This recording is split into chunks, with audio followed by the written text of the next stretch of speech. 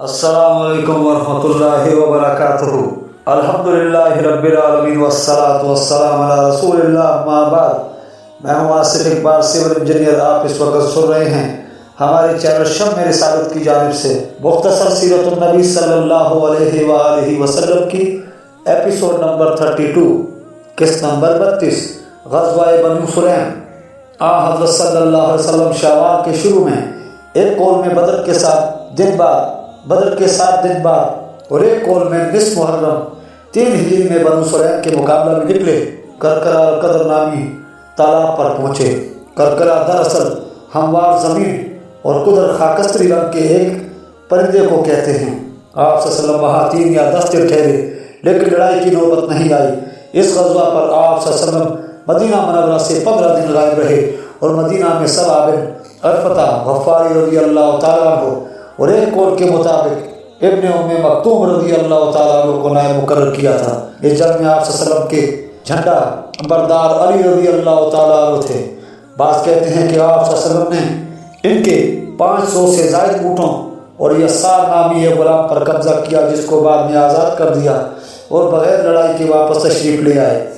آپ صلی اللہ علیہ وسلم کو اطلاع ملی تھی کہ یہاں بنو سلیم اور بنو غطفان کی ایک بھاری جمعیت آپ صلی اللہ علیہ وسلم سے جنگ کرنے کے لیے تیار ہے، لیکن آپ صلی اللہ علیہ وسلم وہاں گئے تو وہ منتشر ہو گئے اور اس جگہ کسی کو موجود نہیں پایا۔ غزوہ صبیق ابن اسحاق لکھتے ہیں، پھر ابو سفیان غزوہ صبیق میں نکلا۔ اس نے نظر مانی تھی کہ جب تک آپ صلی اللہ علیہ وسلم سے انتقام نہیں لے لے گا، اس سے جنابت نہیں کرے گا۔ اس لیے اپنی نظر پوری کرنے کے لیے قریش کے 200 سوار لے کر نکلا اور مدینہ منورہ سے تقریباً 12 میل دور واقع پہاڑ نیل کے نزدیک صدر کرناتا جگہ میں اترا۔ پھر رات کے اندھیرے میں بنو نذیر کے محلہ میں آیا۔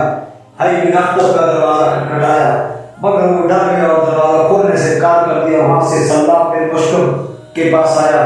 یہ بھی اس وقت بنو نذیر کا ایک مشہور سردار اور ان کا خزانچی تھا۔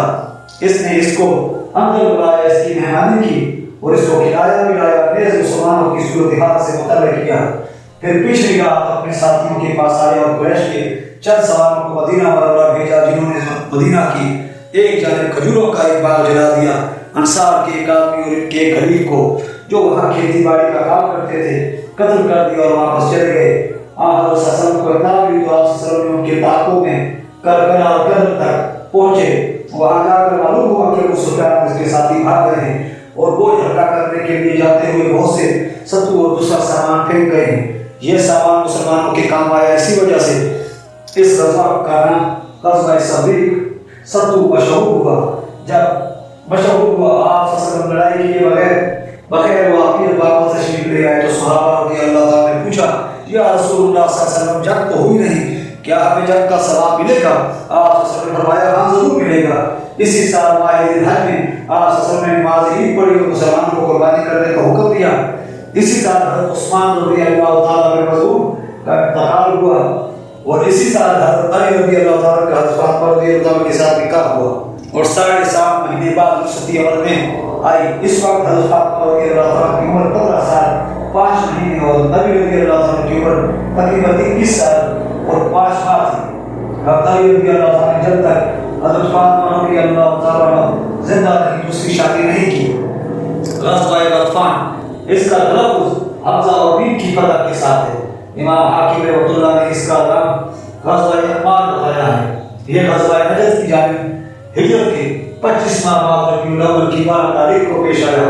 آپ صلی اللہ علیہ وسلم کو اطلاع ملی کہ بنو سالبہ اور بنو حارث کی ملی جلی ایک جماعت مدینہ منورہ پر حملہ کا ارادہ رکھتی ہے اور اس کو ایک مشہور بہادر سردار داسور بن حارث محاربی نے جمع کیا ہے۔ اس کا نام خطیب نے اور اس کو دوسروں نے اور لکھا ہے۔ آپ صلی اللہ علیہ وسلم 450 سوار لے کر ان کے طاقوں میں نکلے اور مدینہ منورہ پر حضرت عثمان بن عفان رضی اللہ تعالیٰ کو اپنا خلیفہ مقرر کیا۔ دشمن کو جب آپ صلی اللہ علیہ وسلم کی آمد کی اطلاع ملی تو وہ بھاگ کھڑے ہوئے اور پہاڑوں کی چوٹی پر منتشر ہو گئے۔ مسلمانوں کو ان کا ایک آدمی ہاتھ آیا جس کا نام جبار تھا اور یہ قبیلہ بنو سالبہ سے تعلق رکھتا تھا۔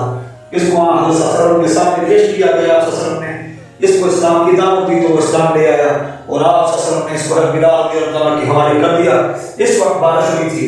آپ صلی اللہ علیہ وسلم نے اپنے دونوں کپڑے خشک کرنے کے لیے درخت پر پھیلائے اور خود اس کے پیچھے سو گئے دشمن کی مچھانی دیکھ رہے تھے. انہوں نے ایک شخص کو بھیجا کہ اب آپ صلی اللہ علیہ وسلم اکیلے جا کر معاذ اللہ صلی اللہ علیہ وسلم کا کام تمام کر دے. چنانچہ وہ ننگی تلوار لے کر آیا اور آپ صلی اللہ علیہ وسلم کے سر پر کھڑا ہو کر کہنے لگا آج میری تلوار سے تجھے کون بچائے گا؟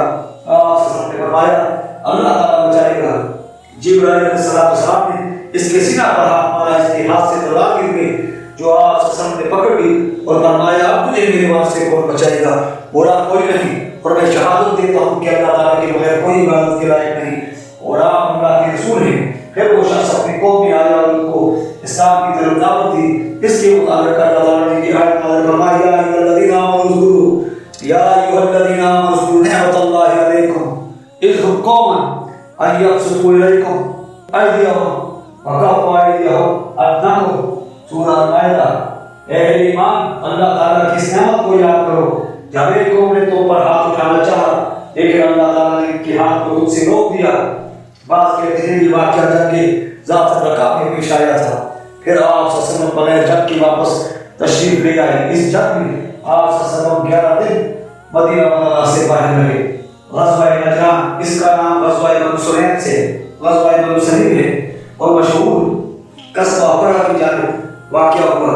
آپ صلی اللہ علیہ وسلم کو اطلاع ملی تھی کہ وہاں بنو سلیم کی ایک جماعت مدینہ پر حملہ کرنے کے لیے سے اکٹھی ہو رہی ہے. آپ صلی اللہ علیہ وسلم کی سرگوشی کے لیے 300 صحابی رضی اللہ تعالیٰ مجمعین لے کر نکلے, مگر آپ صلی اللہ علیہ وسلم کے پہنچنے سے پہلے اپنے بادیوں میں منتشر ہو گئے اور آپ صلی اللہ علیہ وسلم بغیر جنگ کیے واپس آ گئے. ابن ہشام کے مطابق آپ نے مدینہ میں اپنے ام مکتوم رضی اللہ تعالیٰ کو مقرر کیا تھا. اس سفر میں آپ صلی اللہ علیہ وسلم 10 دن باہر رہے. ابن اسحاق کے قول کے مطابق یہ سفر آپ صلی اللہ علیہ وسلم نے قریش پر حملہ کے ارادے سے کیا تھا.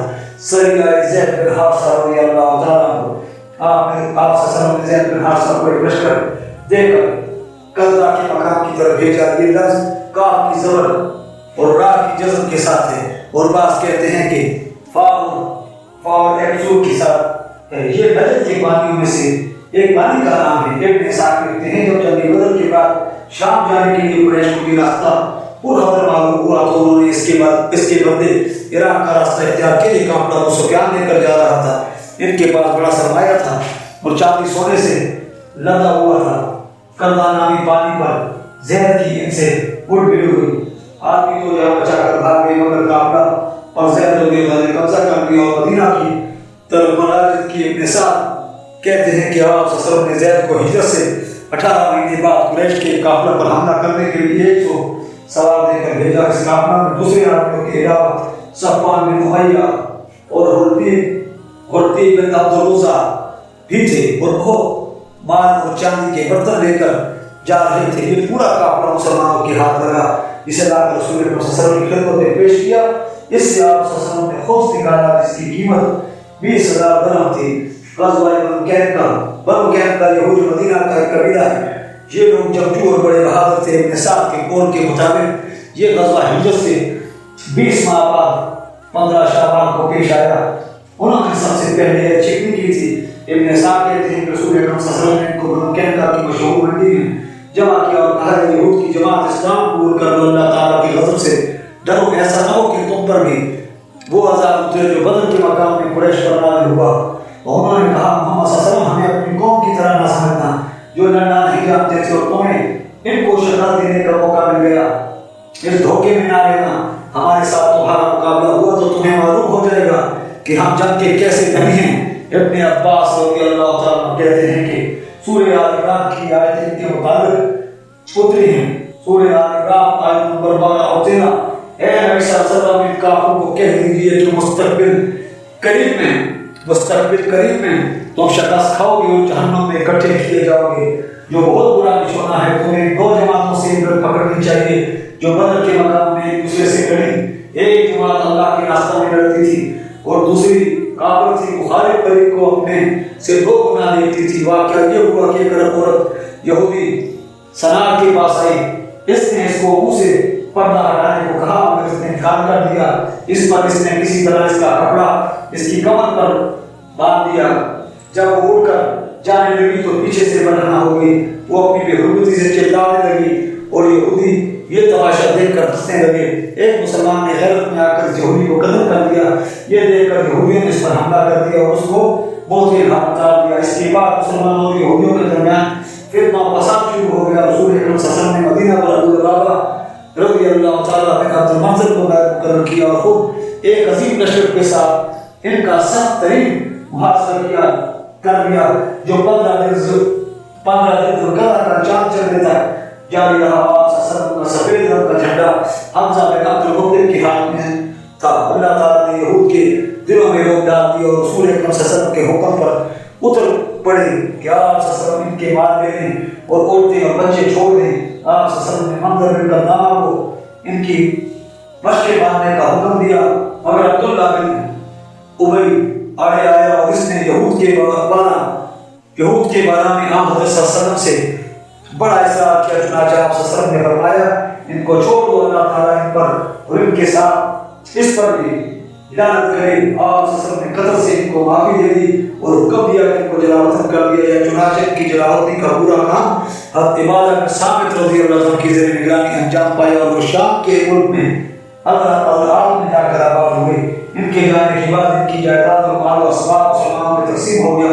آپ صلی اللہ علیہ وسلم نے اپنا مخصوص حصہ خمس لے کر باقی 4 حصے جنگ میں شریک ہونے والے صحابہ کے درمیان تقسیم کر دیے. یہ بدر کے بعد پہلی غنیمت ہے جو اسلام میں تقسیم ہوئی. یہ تفصیل ابن سعد نے بیان کی ہے. صاحب دور اور اثر دیکھتے ہیں کہ اس روایت میں اسی طرح ذکر ہے کہ آپ صلی اللہ علیہ وسلم نے اپنا مخصوص حصہ خمس دے دیا. حالانکہ مشہور یہ ہے کہ آپ صلی اللہ علیہ وسلم کا مخصوص حصہ صفحہ خمس کے علاوہ ہے. چنانچہ شافعی سے مروی ہے کہ آپ صلی اللہ علیہ وسلم کا ایک مخصوص حصہ جس کو صفی کہا جاتا ہے خمس سے پہلے نکالا جاتا تھا. اور عائشہ صدیقہ رضی اللہ عنہا فرماتی ہے کہ صفی رضی اللہ تعالیٰ عنہ کو غنائم خیبر سے آپ صلی اللہ علیہ وسلم نے اپنی صفی حصہ میں لیا تھا. معلوم نہیں اس روایت میں لفظ خود سے پہلے ہر واو گر گیا ہے. دراصل صفی اور خمس تھا اور معنی یہ ہے کہ آپ صلی اللہ علیہ وسلم نے اپنی صفی حصہ اور خمس دے دیا. ایسا صفی کے حکم سے پہلے ہوتا تھا. تعالی اللہ عنہ یہود بنو کین کا عبداللہ بن ابی رئیس المنافقین اور حضرت عبادہ بن صامت مشہور صحابی رضی اللہ عنہ کے حریف تھے. عبادہ رضی اللہ تعالیٰ نے تو ان کی دوستی سے بیزاری ظاہر کر دی اور کہا یا رسول اللہ صلی اللہ علیہ وسلم میں کفار کی حق اور ان کی دوستی سے بیزار ہوں اور اللہ تعالیٰ اور اس کے رسول سے دوستی کا عہد مانتا ہوں.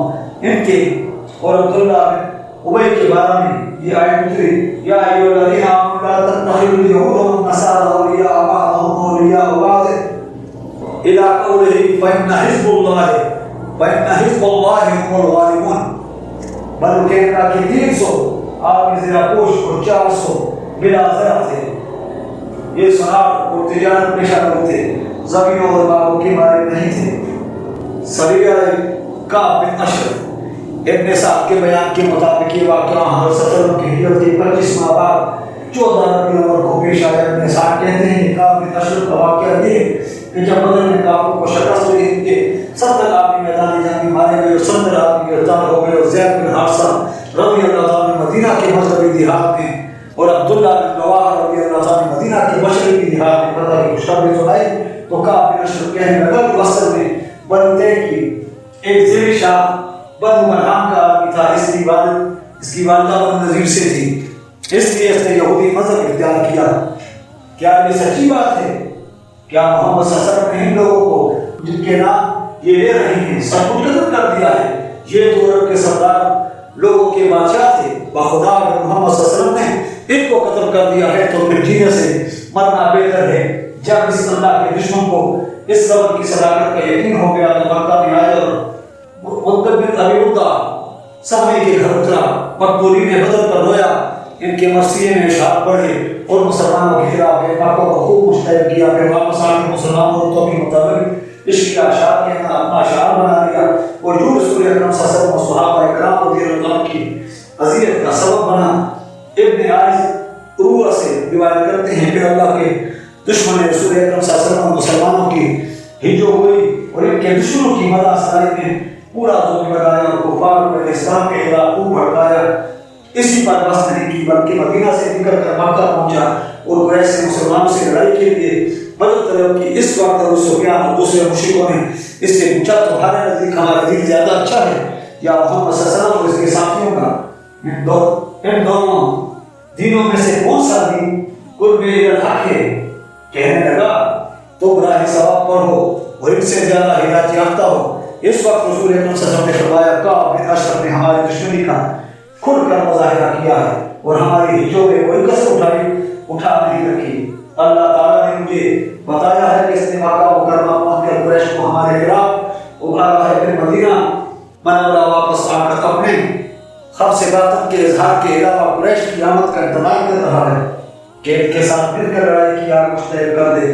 پھر آپ صلی اللہ علیہ وسلم نے اس کے بارے میں اترنے والی یہ آیت پڑھی الم تر الی الذین اوتوا نصیبا من الکتاب یؤمنون بالجبت والطاغوت، سورہ النساء نمبر 51۔ امام بخاری رحمۃ اللہ نے اپنی صحیح میں حضرت جابر رضی اللہ عنہ سے روایت کرتے ہیں کہ ایک دفعہ رسول اکرم صلی اللہ علیہ وسلم نے فرمایا کعب بن اشرف کو کون سنبھالے گا؟ اس نے اللہ تعالیٰ اور اس کے رسول کو بڑی تکلیف دی ہے۔ محمد بن مسلمہ رضی اللہ تعالیٰ کھڑے ہوئے اور کہنے لگے اے اللہ کے رسول صلی اللہ علیہ وسلم کیا آپ چاہتے ہیں کہ میں اس کو قتل کر دوں؟ آپ صلی اللہ علیہ وسلم نے فرمایا، انہوں نے کہا پھر مجھے کچھ کہنے کی اجازت دیجیے۔ آپ صلی اللہ علیہ وسلم نے فرمایا اچھا کہہ دینا۔ محمد صلی اللہ علیہ وسلم ایک دن کعب کے پاس آئے اور کہنے لگے اس آدمی نے تو ہمیں تنگ کر دیا ہے، ہم سے صدقہ مانگا ہے اور ہمارے پاس دینے کو کچھ نہیں۔ کعب بولا ابھی تو ابتدا ہے اور اس سے تم اور بھی تنگ ہو گئے۔ محمد رضی اللہ عنہ نے کہا ہم نے ایک دفعہ اس کی اتباع کا عہد کر لیا ہے، ابھی اس کو چھوڑنا پسند نہیں کرتے، دیکھ رہے ہیں کہ اس کا انجام کیا ہوتا ہے۔ فی الحال ہم چاہتے ہیں کہ آپ ہمیں ایک یا دو غسل کھجورے کر دیں۔ بولا بہت اچھا لے لو مگر اس کی عوض کوئی چیز گروی رکھو۔ محمد رضی اللہ عنہ نے پوچھا کیا چیز گروی رکھیں گے؟ کہنے لگا اپنی عورتیں میرے پاس گروی رکھ جاؤ۔ محمد رضی اللہ عنہ اس کے ساتھی نے کہا آپ عرب کے حسین تر آدمی ہیں، ہم آپ کے پاس اپنی عورتیں کس طرح گروی رکھیں؟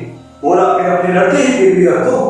انہوں نے کہا یہ مشکل ہے، لوگ تانا دیں گے کہ ایک یا دو وسق کے عوض گروی پڑا رہا ہے، یہ تو ہمارے لیے بڑی شرم کی بات ہے۔ ہم آپ کے پاس اپنا لاما گروی رکھ سکتے ہیں۔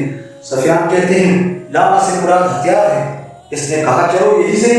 محمد رضی اللہ عنہ نے کسی دن آنے کا وعدہ کیا، چنانچہ محمد رضی اللہ عنہ پر رات کے وقت کعب کے رضائی بھائی ابو نابدہ رضی اللہ عنہ کو ساتھ آئے اور اپنے آنے کی اطلاع دی۔ اس نے ان کو اندر قلعہ میں بلایا اور خود بالا خانے سے نیچے اترنے لگا۔ اس کی بیوی بولی اس وقت کہاں چلے ہو؟ کہنے لگا محمد بن مسلمہ اور میرا رضائی بھائی ابو نائلہ آئے ہیں، انہوں نے مجھے بلایا ہے، عمر میں دینار کے سوا۔ دوسرے راوی نے کہا ہے اس نے کہا مجھے اس آواز سے خون ٹپکنے کی بو آ رہی ہے۔ وہ بولا نہیں کوئی بات نہیں، یہ میرا دوست محمد بن مسلمہ اور میرا رضائی بھائی ابو نائلہ ہے۔ شریف آدمی کو نیزے کے زخم کی طرف بھی بلایا جائے تو وہ ضرور حاضر ہوتا ہے۔ راوی کا بیان ہے کہ محمد دو آدمیوں کے ساتھ اندر آئے۔ سفیان سے کسی نے پوچھا کیا آپ لوگوں نے ان کے نام بتائے ہیں؟ انہوں نے کہا ہاں بعض کا نام لیا تھا۔ انہوں نے کہا تھا وہ اپنے ساتھ دو آدمی بیٹھے، ان کے سوا دوسرے راوی نے بتایا ہے کہ ان کے ساتھ ابو حفص بن جبیر، حارث بن اوس اور عباد بن بشر رضی اللہ تعالیٰ عنہ آئے تھے۔ انہوں نے کہا جب آئے تو محمد بن مسلمہ رضی اللہ عنہ نے اپنے رفقا سے کہا میں اس کی بات پکڑ کر سونپوں گا، جب دیکھو کہ میں نے اس کی بات مضبوطی کے ساتھ پکڑ لی ہے تو اس کا کام تمام کر دینا۔ کعب اپنے بدن پر چادر لپیٹے ہوئے بالا خانے سے اترا، اس کے بدن سے خوشبو مہک رہی تھی۔ محمد رضی اللہ عنہ نے کہا میں نے آج جیسی بہتر خوشبو کبھی نہیں سونی۔ عمروں کے سوا دوسرے راوی نے کہا ہے کعب بولا ہاں میرے پاس عرب کی سب سے زیادہ عطر استعمال کرنے والی عورت ہے اور حسین بھی بہت ہے۔ محمد رضی اللہ عنہ بولے اگر اجازت ہو تو میں آپ کی سر سے خوشبو سونپ لوں۔ کہنے لگا ہاں سونپ لو۔ چنانچہ انہوں نے اس کا سر پکڑ کر وہ خود بھی خوشبو سونپی اور اپنے ساتھیوں کو سکھائی، پھر کہا اجازت ہو تو ایک دفعہ پھر سونپ لو۔ اس نے کہا ہاں اجازت ہے۔ جب محمد رضی اللہ عنہ نے اس کے بعد اچھی طرح قابو کر لیا تو کہا اس کا کام تمام کر دو۔ یہ سوکھتے ہی انہوں نے اس کو قتل کر دیا اور حضرت صلی اللہ علیہ وسلم کو آ کر اس کی اطلاع دی۔ انتہا انتصاب کی روایت میں ہے جب وہ اسے قتل کر کے وکیل کے مقام میں پہنچے تو بلند آواز سے نعرہ تکبیر کہا۔ آپ صلی اللہ علیہ وسلم کے ساتھ جاگتے رہے اور نماز پڑھنے میں مصروف رہے۔ جب آپ صلی اللہ علیہ وسلم نے نعرہ تکبیر سنا تو آپ صلی اللہ علیہ وسلم نے اللہ اکبر کہا اور جان لیا کہ انہوں نے اس کو قتل کر دیا ہے۔ جب وہ آپ صلی اللہ علیہ وسلم کی خدمت میں حاضر ہوئے